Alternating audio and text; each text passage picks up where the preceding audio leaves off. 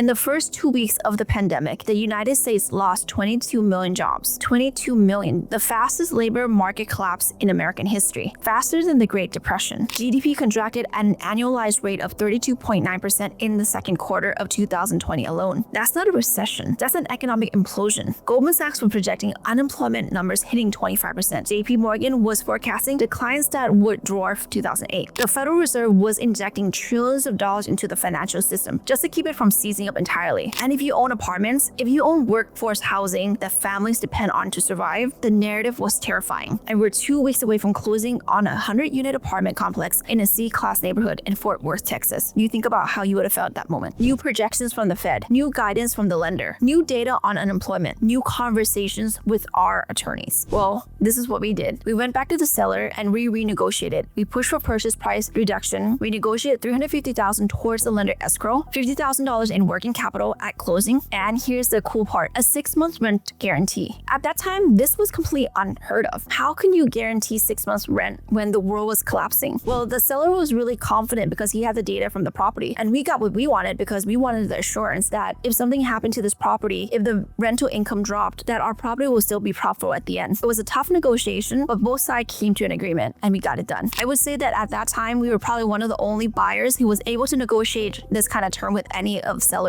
in the market at the time.